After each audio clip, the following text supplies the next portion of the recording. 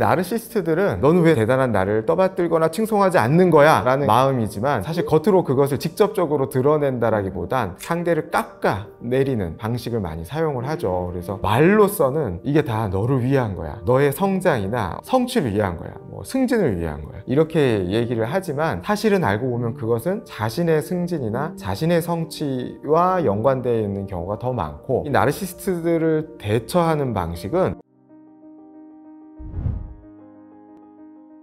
책과사람 구독자 여러분 안녕하십니까. 저는 정신건강의학과 전문의 조성우라고 합니다.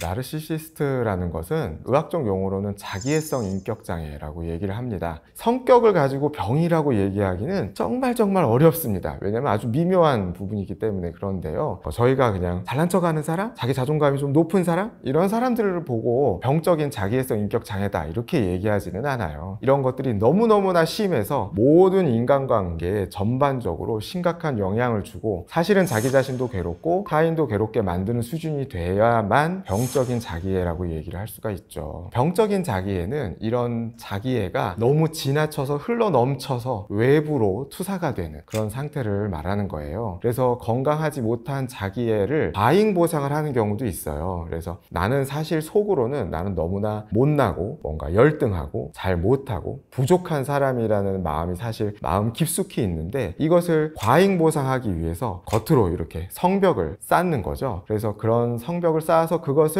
외부로 많이 드러나게 되는 이런 것들도 병적인 자기애라고 할 수가 있고, 또 한편으로는 정말로 나는 충분히 너무나도 괜찮아서 모든 사람들에게 칭찬과 칭송 혹은 어떤 떠받듦을 받아야 되는 사람, 이런 식으로 나오게 되는 그런 경우도 있습니다. 이런 것들을 병적인 자기애라고 하고, 이런 것들을 나 자신뿐만이 아니라 타인에게도 강요하고 인간관계에 전반적으로 영향을 미치는 것을 병적인 자기애, 자기애성 인격장애라고 이렇게 얘기를 합니다. 또 이제 나르시스트들은 타인에게 공감이 어렵고 자기에게 너무나 충실한 사람들이기 때문에 자녀들이나 혹은 이제 다른 사람의 어려운 공감이 굉장히 어렵습니다. 그래서 누군가가 힘들다거나 이러한 것들이 어렵다 이러면 굉장히 그건 별거 아닌 걸로 치부를 하거든요. 그래서 예를 들면 자녀가 요즘 이런 것 때문에 너무 힘들고 우울하고 그래요 이러면은, 너만 그런 줄 아냐? 나는 얼마나 더 힘들겠니? 너가 힘든 건 아무것도 아니야.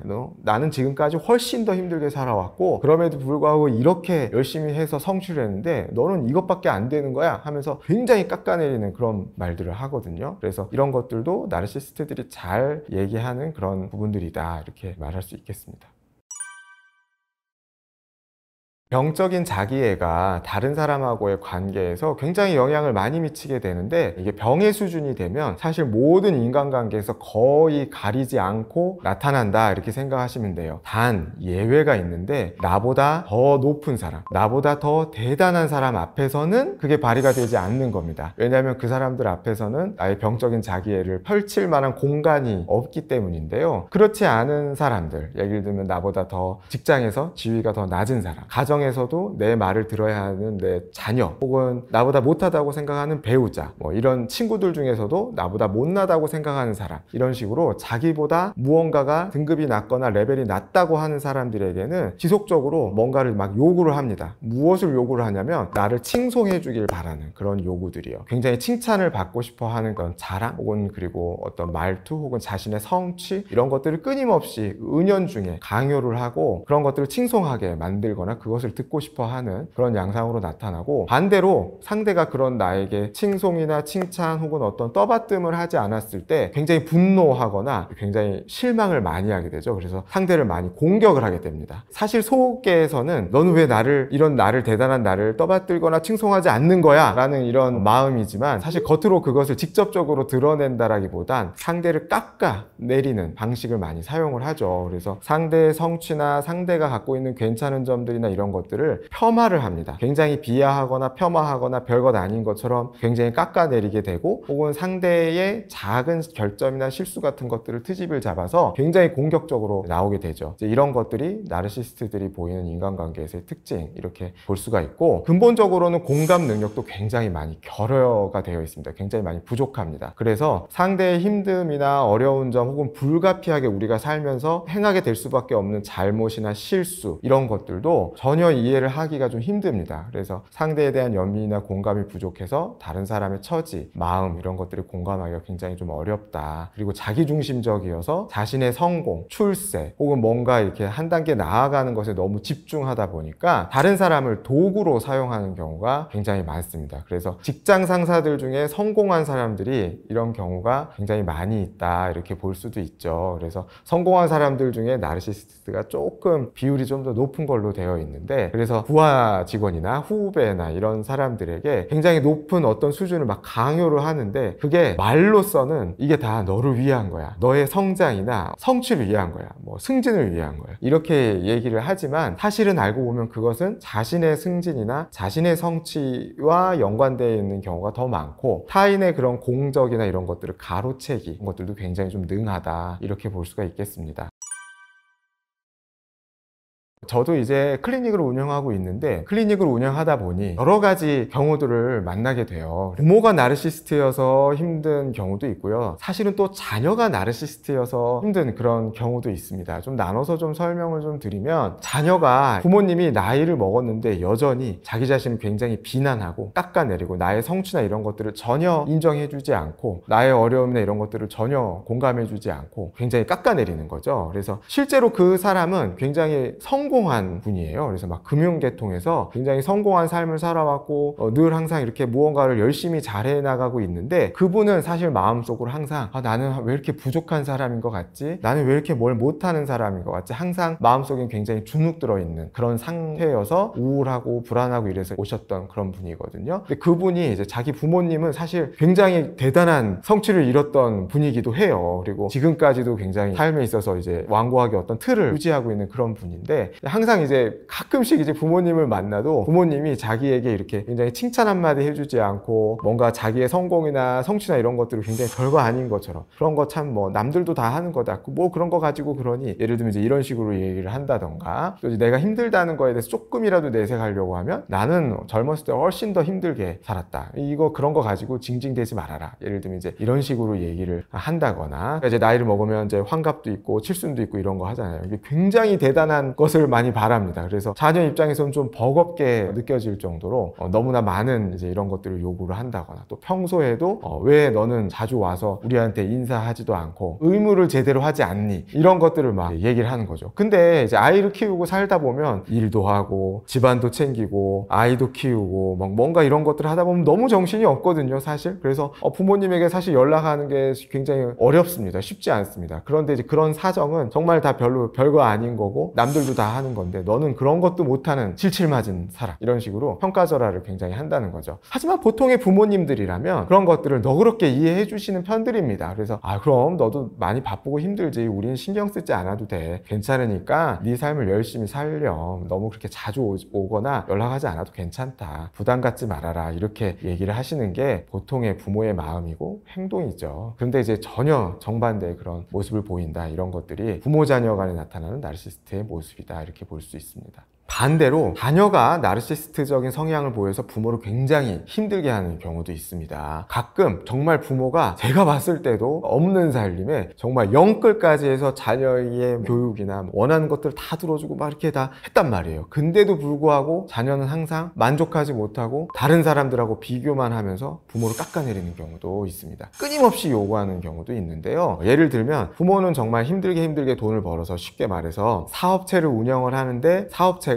그런 경우가 있잖아요. 사실 동대문 같은 데서 도매상을 하면 밤낮이 뒤바뀌어서 생활을 한단 말이에요. 그래서 굉장히 몸도 힘들고 안 좋고 일도 많이 해야 되고 시달리는 것도 많고요. 그래서 물론 돈은 잘 벌고 있지만 자기 자녀에게는 정말 최고로 모든 것들을 다 해주고 싶어서 어렸을 때부터 굉장히 이런 것들을 많이 해줬단 말입니다. 근데 자녀가 이제 커서 20대 초반, 이제 30대가 다 돼가는데, 그럼에도 불구하고 부모에게 자꾸 끊임없이 무언가를 많이 요구를 해요. 그 정도 나이가 되면 이제 자기가 스스로 알바 같은 것도 해보고 이런 것들도 시작해보고 저런 것들도 시작해봐서 이게 사회에서 돈 버는 게 쉬운 일이 아니구나, 내 부모가 얼마나 나를 위해서 노력했는지도 좀 알 법한 나이인데도 불구하고 항상 주변에 있는 다른 친구들과 이제 비교를 하는 겁니다. 다른 집 부모는 나 이번에 이런 것도 해줬는데 왜 당신은 이런 것도 해주지 않느냐, 그리고 내가 이렇게, 사실 부모가 해준 거에 비하면 자기의 성취나 이런 것들이 막 그닥 대단한 것이 아님에도 불구하고 왜 나를 칭찬하거나 이게 대단하다고 생각하지 않느냐, 이런 것들을 굉장히 말로 말로써 막 부모를 공격하고 힘들게 하고, 그래서 경제적으로 물질적으로도 정서적으로도 부모를 끊임없이 칭송을 받기를 원하고 다른 사람에 비해서 부모가 모자라다는 식으로 끊임없이 얘기하거나 공격하거나 이런 경우들도 있거든요. 그래서 부모가 굉장히 많은 돈을 자녀에게 쓰고도 항상 힘들어하는 경우도 있어요. 너무 힘들어하는 경우가 많습니다. 그리고 가정 안에서는 굉장히 바깥에 나가면 굉장히 좋은 사람, 예의 바르고 좋은 사람인데 집에 오면 이제 부모를 아주 힘들고 부모에게 공격적으로 나와서 부모는 아주 지쳐가는, 소진되는 그런 경우들도 꽤 많이 보게 됩니다. 그래서 부모와 자녀 사이 안에서, 그러니까 즉 우리가 부모 자녀 안에서는 사실 포장하지 않잖아요, 우리가. 그래서 부모 자녀 간에 안에서 아주 여실하게, 아주 솔직하게 드러나는 경우가 많이 있는 것 같습니다.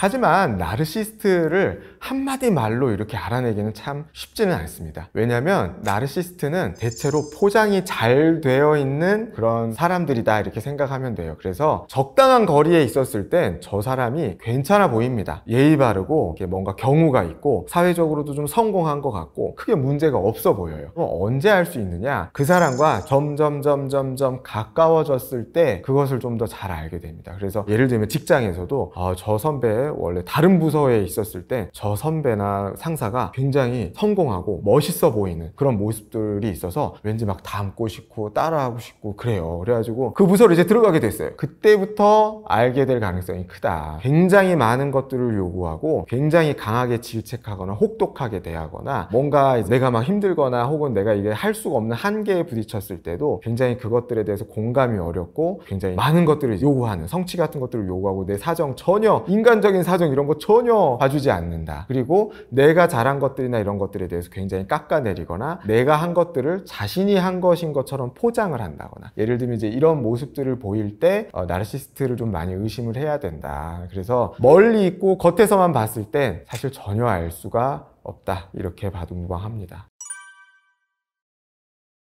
사람하고 사람 사이엔 경계와 선이 있습니다. 예를 들면 건강한 자기애는 내 안에 머물러 있죠. 누가 나에게 부당한 비난이나 간섭을 했을 때도 그것들을 구별할 수 있는 능력이 있어요. 그래서 저 사람이 얘기하는 것들이 사실은 겉으로는 죄송합니다, 제가 좀 다음에 좀 더 잘해보겠습니다 이렇게 말하지만 속으로는 근데 이런 것들은 좀 너무한 것 같고 이런 것들은 내가 선을 좀 지켜야 되겠다, 이런 것들이 이제 선이라는 게 있는데요. 나르시스트는 그 선을 넘어서 타인에게 그런 것들을 강요하거나 뭐 칭찬, 칭송, 자기의 대접 이런 것들을 원하거나 강요하거나 이제 이런 경우들이 굉장히 많단 말이에요. 그래서 결국에 이 나르시스트들을 대처하는 방식은 선을 지키는 겁니다. 선을 긋는 겁니다. 어떤 선을 긋느냐? 당신과 나 사이에 심리적인 선을 긋는 거, 당신과 나 사이에 물리적인 선을 긋는 거예요. 그래서 물리적인 선이라는 건 무엇이냐? 내 시간과 노력을 너무나 많이 요하는 것들에 대해선 어느 정도 할 수 없다고 선을 그어야 하는 겁니다. 근데 선을 그으면 나르시스트들이 순순히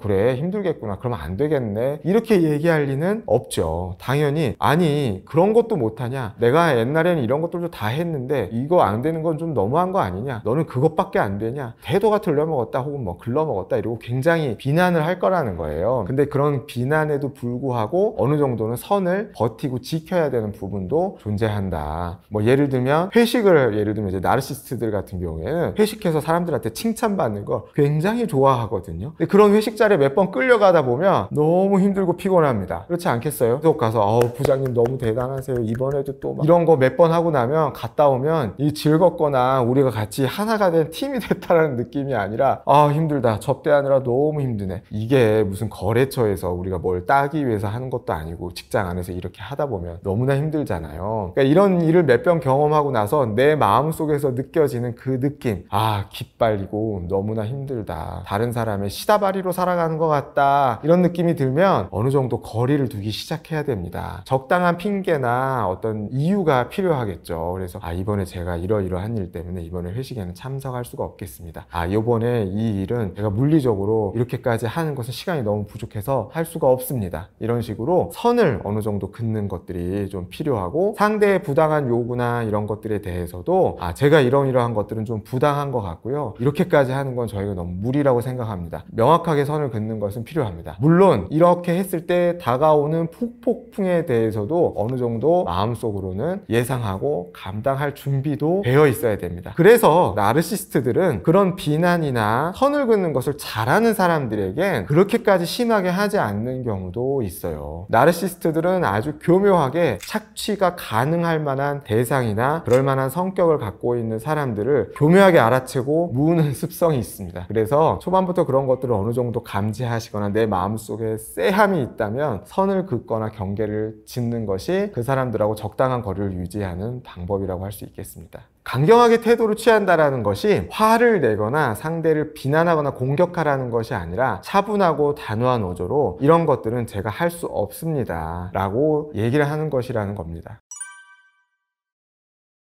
자기 스스로 제가 나르시스트인가요? 라고 해서 병원에 오시는 분들 같은 경우에 보면 나르시스트인 경우는 거의 없다. 나르시스트가 자기 자신이 반성적으로 사과하기는 굉장히 어렵습니다. 내가 다른 사람에게 이렇게 비춰졌나? 내가 혹시 다른 사람을 이렇게 힘들게 하고 있었나? 라고 생각하는 건 굉장히 어려운 일입니다, 사실. 그래서 이런 생각을 하고 있다? 그럼 나르시스트가 아닐 가능성은 훨씬 더 높다, 이렇게 생각하시면 좋겠고, 그럼에도 불구하고 사람들이 나를 점점점 더 멀리하고 있거나 사람들하고 관계가 많은 사람들하고 관계를 맺고 있는 것 같지만 사실은 굉장히 고립되어 있고 외롭거나 혼자라는 생각이 든다면 사람들하고 깊은 관계를 맺고 있지 못한 것일 수도 있습니다. 물론 어른들의 세계에서는 어쩔 수 없이 고독감을 느끼거나 혼자이어야만 한 때도 있거든요. 그런 것들도 있지만 결핍되어 있는 느낌을 갖거나 고독하다는 느낌을 갖거나 사람들과 멀리 떨어져 있어서 동떨어진 느낌을 받는다거나 이럴 때는 뭔가 내 마음속에 힘든 것들이 있을 수도 있다. 그렇기 때문에 그럴 때는 그게 꼭 나르시스트가 아니라 다른 것일 수도 있기 때문에 그럴 때는 꼭 한번 정신건강의학과나 심리상담 이런 것들을 좀 받아보시면 좀 도움이 될 수 있지 않을까 이렇게 생각을 합니다. 치료가 쉽지는 않지만 치료가 안 되는 것은 아닙니다. 하지만 그 기간이 굉장히 길고 오래 걸리는 일이다 이렇게 볼 수가 있겠고, 우리가 어린 시절에 맺었던 어떤 관계의 어려움이나 관계의 패턴 이런 것들이 성인기까지 계속 반복되고 유지되는 경향이 있는 건 사실입니다. 하지만 연구들을 보면 그런 것들이 전혀 바뀌지 않는 것은 아니다. 예를 들면 한 5, 6년 정도 이상의 안정적인 관계들을 경험하고 유지하다 보면 그런 성격의 구조들이나 이런 것들이 조금씩 바뀌어간다. 이런 것들이 있어서요. 긴 시간 동안의 어떤 심리치료, 인지행동치료 이런 것들을 통해서 개선될 수 있는 부분들이 있다. 이렇게 볼 수 있겠습니다. 물론 그렇다고 해서 완전히 다른 사람이 되거나 다른 인격체가 된다는 걸 의미하는 것은 아닙니다. 자신의 갖고 있는 어려움을 좀 돌아보고 갖고 있는 문제점들을 조금씩 고쳐나가는 것은 가능하다 이렇게 볼 수 있겠습니다.